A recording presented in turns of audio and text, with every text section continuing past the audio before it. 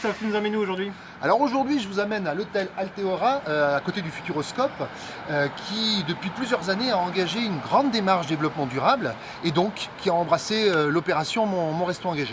Mais je pense qu'on va en parler avec Michael. Tu me suis? Allez. Bonjour Michael. Bonjour Christophe, bienvenue à l'hôtel.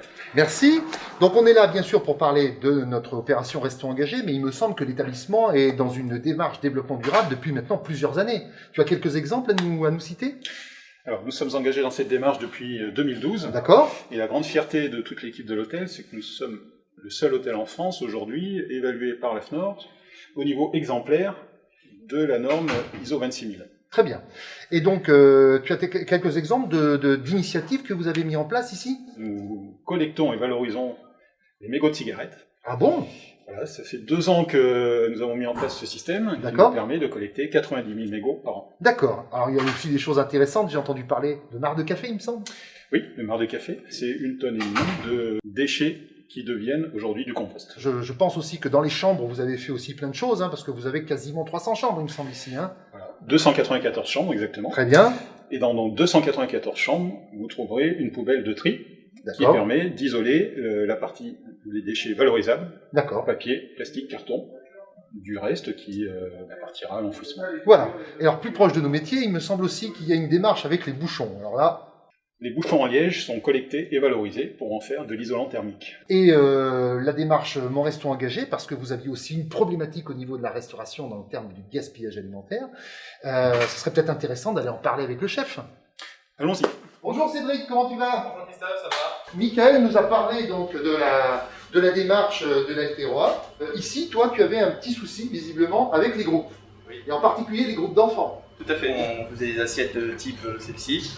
Donc voilà, chaque gamin arrivait et avait ça qui lui arrivait devant l'assiette. Tout à fait. Donc on a des gamins de 10, 12, 14 ans, voilà. Certains ont des très gros appétits, voilà. Donc ils vont tout manger, et d'autres, pour beaucoup, pour certains, ils vont en laisser.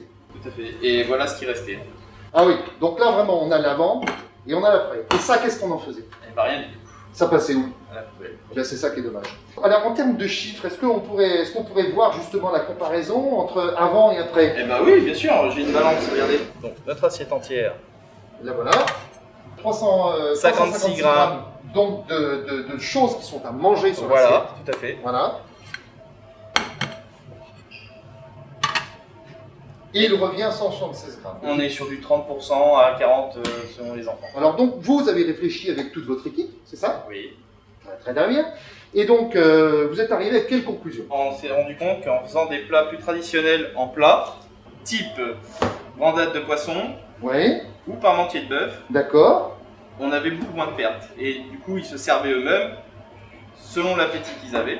Donc c'est un changement total à la fois de service, de paradigme. C'est-à-dire qu'on déjà, on essaie de réfléchir à d'autres recettes, mais en plus c'est même le service qui va changer, puisque d'un service à l'assiette, on va passer à un service au plat. Servi au plat, voilà. En plus, en termes d'organisation, pour vous, c'est assez intéressant, parce que quand vous faites vos préparations, oui. Ça vous permet de faire ça bien à l'avance. La mise en place se fait de façon beaucoup plus tranquille, peut-être aussi sur des plats comme ça, non?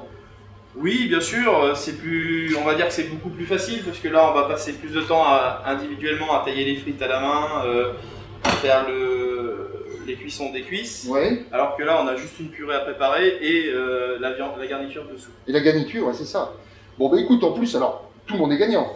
Les gamins sont gagnants parce qu'ils aiment ça. Ils aiment ça. Les instituteurs, je pense qu'ils sont contents aussi. Enfin, les accompagnants, comme on dit, donc sont contents aussi. De voir d'autres plats que des cuisses de poulet, des cuisses de poulet et des frites. En plus, toi, tu es un cuisinier vraiment de métier, donc je sais que tu vas les concocter de façon admirable et que ça va être très bon. Toi, de ton côté, en termes d'organisation, c'est plus simple. Et puis, on peut penser aussi à Michael. Oui. En termes de rentabilité, parce que Michael, c'est le directeur financier, c'est lui qui gère tous les chiffres. En termes de rentabilité, même, ça doit être meilleur. On s'en sort autant ou même mieux qu'avec les plats individuels. On est passé de 30% de pertes sur un service à l'assiette, ouais. À 12-10%. Eh ben, je trouve que là, ça illustre vraiment notre thème du gaspillage alimentaire, ce qui permet de dire que vous constatez, vous êtes mécontent voilà. De ce constat, vous discutez avec vos équipes, la commerciale, le directeur, oui. vous proposez aux accompagnants et au groupe donc, de nouvelles recettes, et à la fin, vous arrivez à un gain pour tout le monde. Je pense que là, vraiment, avec un petit peu de réflexion, un petit peu du jeu et puis un petit peu de discussion, eh bien, on arrive à faire quelque chose de très positif, et à la fois très positif et très bon. Et c'est là, je pense, que Ben, nous allons goûter. Allez.